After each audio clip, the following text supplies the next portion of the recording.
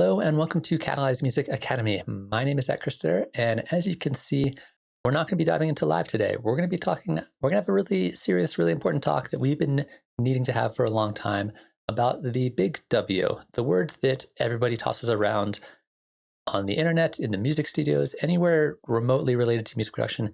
People talk about workflow and how important workflow is. But I think there's a lot of people who don't actually understand what it is.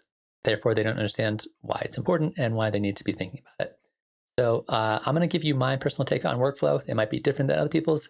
That's totally fine, but this is how I approach my workflow personally and how I'm going to start using workflow to increase my creative output.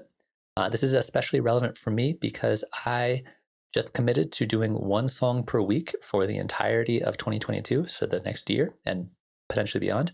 And so if I'm going to be making and writing and finishing one song per week, I need to be really systematic about how I approach this. I need to like really focus and really get organized about it. I've been thinking about workflow a lot in that context. So if you're going to be doing the 50 song a week challenge with me, this is going to be really, really relevant. Even if you're not doing something like that, you got to understand what's going on with workflow in order to maximize your potential as an artist.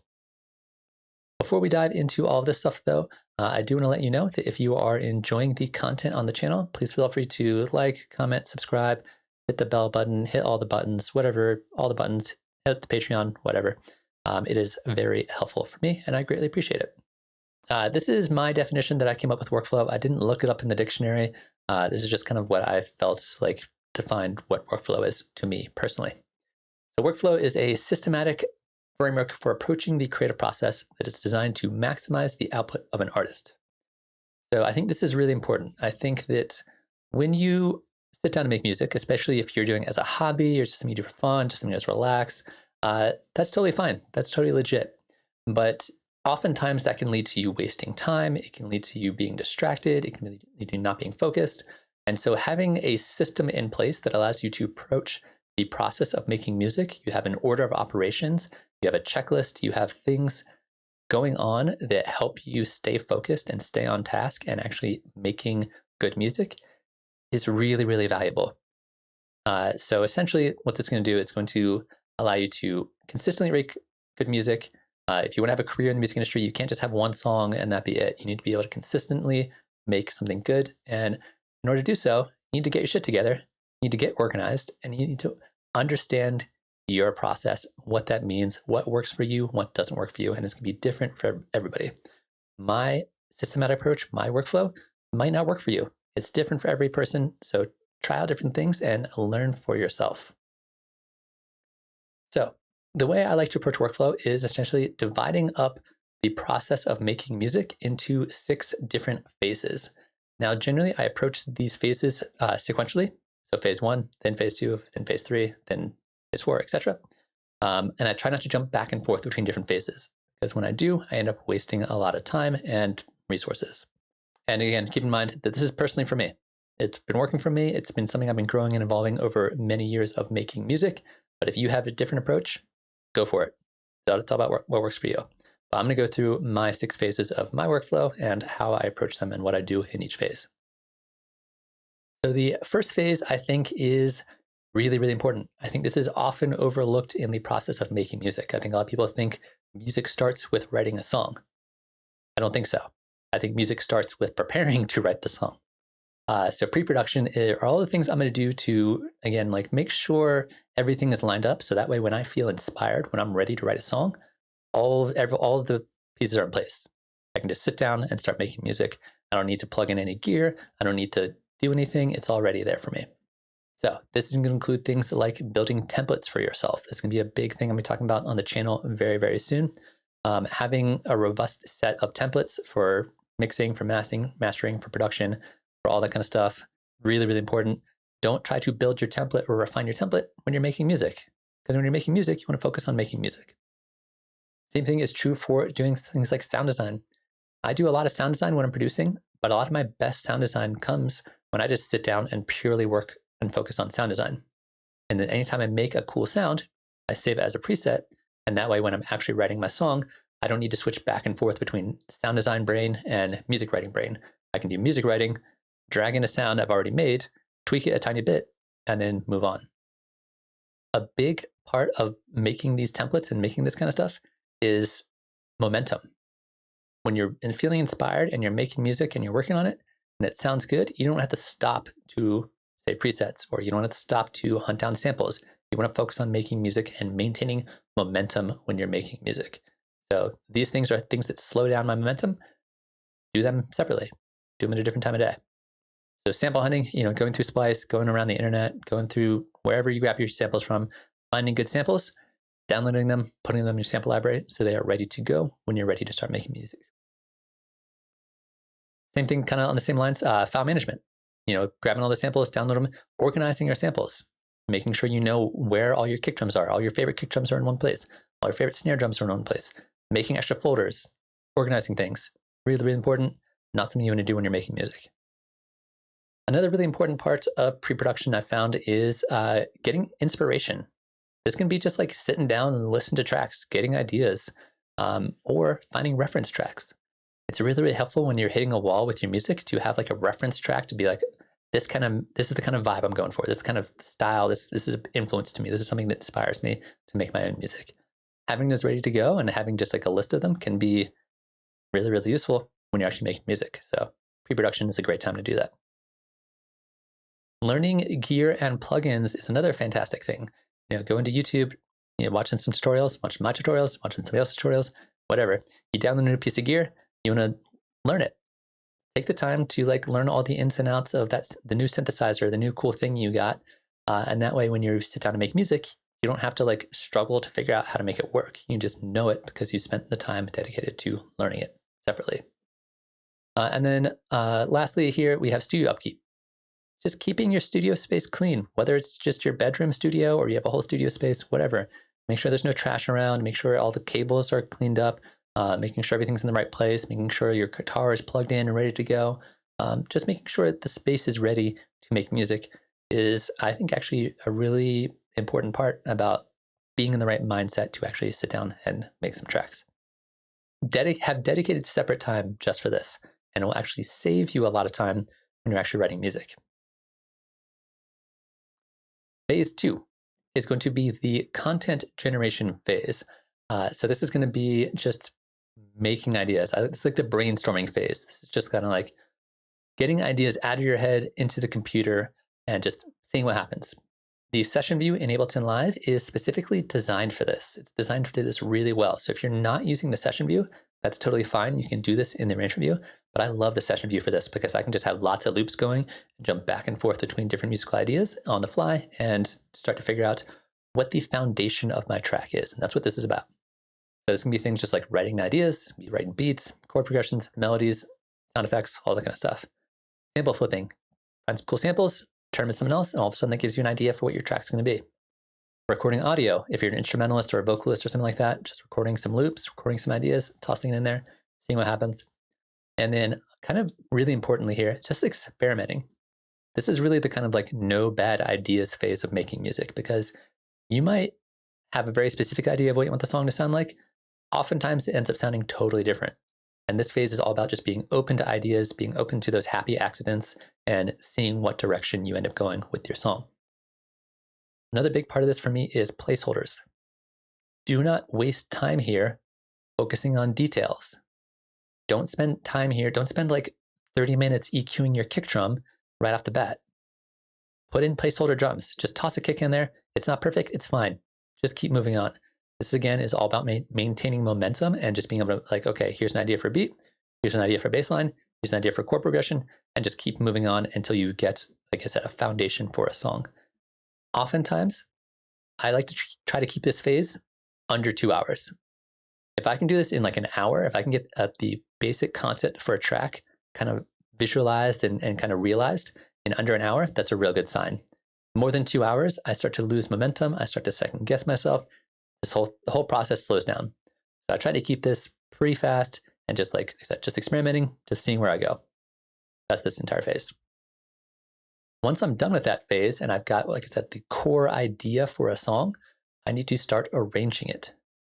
So this is going to be basically kind of taking all these ideas I have floating in space and creating a beginning, middle, and end, or intros, verses, choruses, A sections, B sections, C sections, whatever. So kind of taking all these ideas that are floating in space, using them to create a narrative and actually start to put together all the pieces, put all the puzzle pieces together into what's an actual song. So we're going to be doing things here like adding in more layers of complexity. So not just layers, just like multiple layers of different sounds, but just adding in complexity as well. Taking a lot of the layers that I made earlier, redefining them, chopping them up, transforming them with effects, doing all kinds of like weird processing. And we're going to shift the focus away from the big picture ideas that we're working on in phase 2 and focus more towards the details. So we're not detail oriented in phase 2, but as we get further and further into phase 3, we're going to be focusing more and more on details. Spend too much time on details early on, you end up wasting time, killing your momentum. But this is the time where you really want to like focus in on that stuff and really start to polish your ideas. Really start to figure out what exactly this song is all about. What's it going to sound like? What's the final finished product going to be? This is also where I'll add a bunch more of my automation, as well as things like effects. I will use automation and effects in phase 2, but here's where I'm going to get like really deep and really granular and really like dive into those things. This part of the process for me takes by far the longest of any of the 6 phases. Sometimes this will take me weeks, maybe even months just to do this, because I start at the end of phase 2 with the song sounding one way, and by the time it's done, it sounds completely entirely different, because it goes through so many iterations and so many changes and so many like reimaginings till I finally get the actual finished product. So I spent a lot of time with this. I'm going to have to try to trim a lot of this time down here, I think, in order to meet my 1 song a week goal. But this is really where at like the refining stage, and it can take considerable amount of time to do this phase. So once we have that, we basically have a finished, completed song. However, we still need to do things like mixing. So mixing, I'm sure most of you guys are aware of kind of what mixing is and how it works. But for those of you guys who are not as familiar, mixing basically, we're going to take whatever we have in our song, we're going to take all our stems, and we're going to really refine them and try to maximize the clarity of this song. Make sure you can hear all the little details, make sure you can hear the right amount of each sound, and making sure just everything sounds good together and creates this nice, beautiful picture together as a song and as an arrangement. So we're going to be focusing on things like I said, clarity. We're going to be using a lot of volume adjustments to make sure things are quiet or loud as we need them to be. We're going to be compressing a little bit here and there as we need to. We're going to be EQing out unwanted frequencies and maybe boosting frequencies that we want to stick out in the mix a little bit more. We do a lot of panning, shifting things left and right to kind of spread things out across the stereo field. And we're going to be kind of directing the listener's attention to different sounds depending on what's going on in the arrangement. Mixing can take a really long time. I've got a few techniques that I've been using over the last couple of years to kind of minimize the amount of time I spent mixing. But this can be a real headache of a phase. If you've mixed before, this can be pretty stressful, but that's what mixing is all about. Taking all our stems and making sure we can hear all of them nice and clear. Once again, if you are jumping back and forth a lot between your phase 3 of kind of the writing and arranging phase and phase 4, the mixing phase, that means the song's not done. That means you need to go back to phase 3, finish the song, and then go to phase 4 mixing. If you jump back and forth between the two, you end up wasting a bunch of time and energy, and I don't recommend doing that.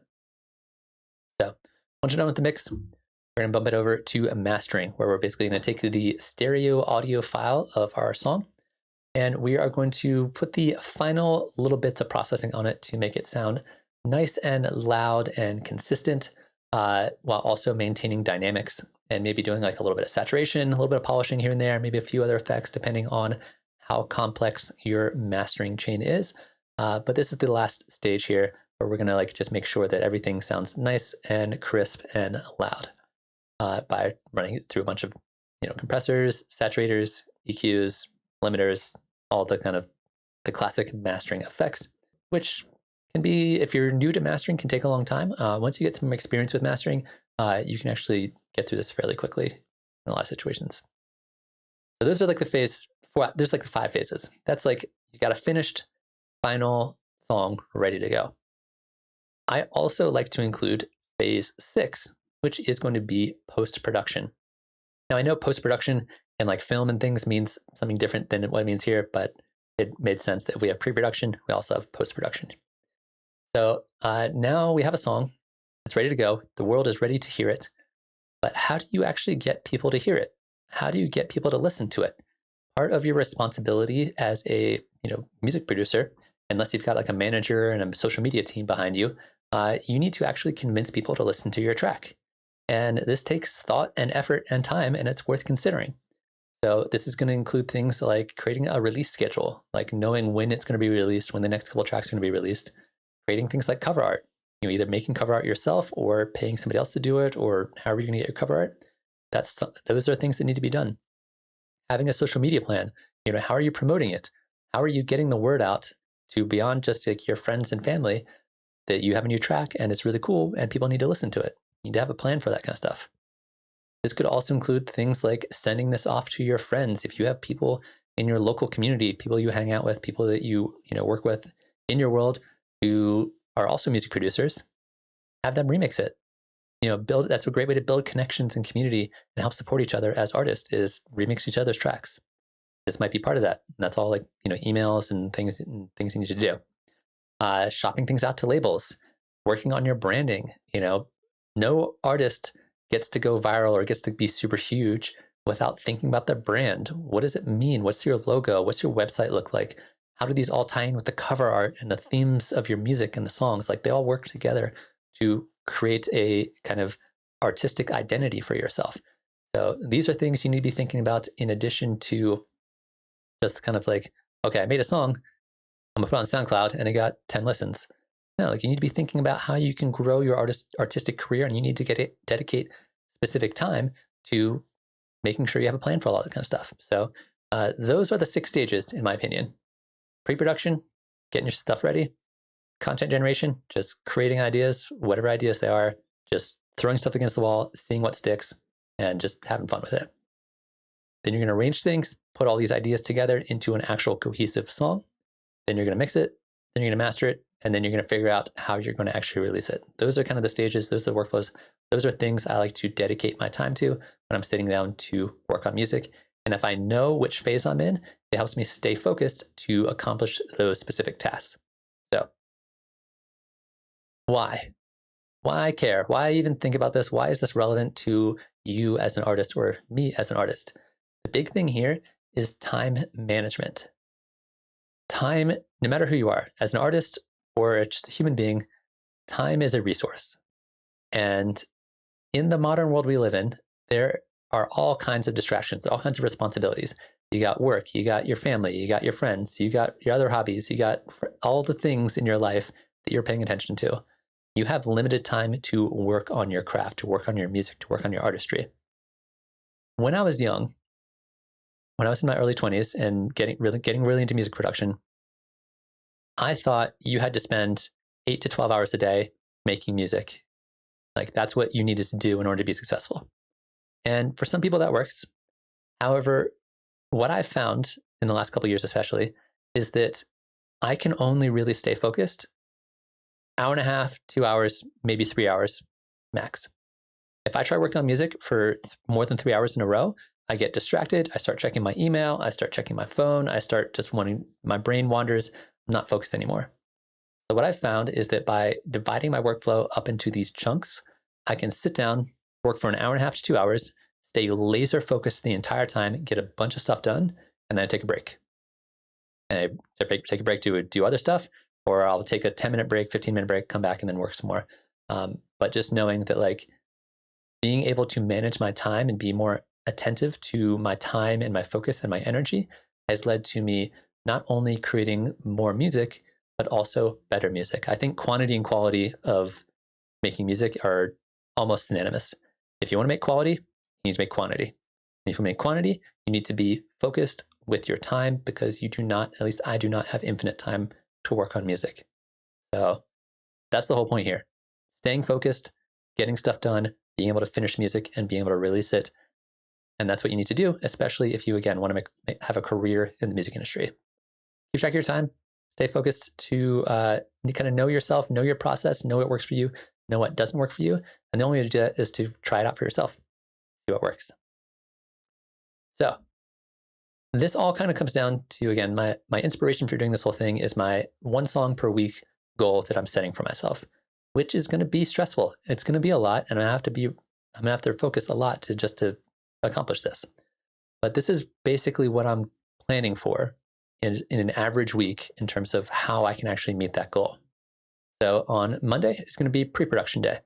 I'm going to sit down, I'm going to do my sound design, I'm going to organize my studio, I'm going to do some file management, I'm going to do all that kind of stuff, make sure I'm ready to go, maybe even listen to some music on Spotify, kind of figure out like what vibe am I feeling this week, what kind of style do I want to do this week, just so on Tuesday, when I sit down, I can just bang out some ideas. Try things out, see what happens, and that's roughly 2 hours or so, and see if I can get like a decent foundation idea for a track. Then on Wednesdays, I'm going to start arranging. The arranging phase, as I mentioned, usually takes a really long time for me. Like I end up thinking a lot here and making a lot of decisions that ultimately change the song. So I'm giving myself roughly 3 hours. I might go over that, I might go under that, I might not have enough time, depends on the week, depends on how much time I have. But that's kind of what I'm allocating for Wednesdays. On Thursdays, I'm going to give myself a little bit more time to finish up the arranging. We'll see how long I need. It might change, we'll see. And then move into mixing for a couple hours. Mixing, like I said, can be really time consuming. I'm going to try every technique I have to try to minimize the amount of time I spend mixing and just get like clean mixes in like an hour or two. We'll see how that goes. And then Friday, I'm going to review the mix, update a little bit, kind of go through some more stages of mixing, and then crank out a master. And then on Saturday, I'm not sure what I'm going to do for cover art. I might design the cover art myself. That's even more time I need to do, or find somebody else to do cover art. We'll see. But I'm going to do some more social media planning, social media posts, that kind of stuff. Dedicated time just for that on Saturday. And then you'll notice I don't have anything on Sunday. That gives me a day off to kind of rest and reset. Or if, say, I get really busy on Wednesday, that's something that happens in life. I have Sunday as my kind of backup day so I can make up for any lost time if I can't make it to hit any of these goals, if I'm feeling behind schedule or feel like the song's just not ready. Sunday is going to be my kind of like catch up, make up day, and just make sure I actually hit that goal. So that's the plan. We'll see if it works. I'm actually going to like schedule all this timing into my schedule and block off chunks of time to make sure I can manage this every single week. And if something comes up, then I'm going to have to schedule things around and make sure I get in that time. But I think this is the schedule that I think feels okay for me right now. We'll see how it goes when I actually commit to doing it.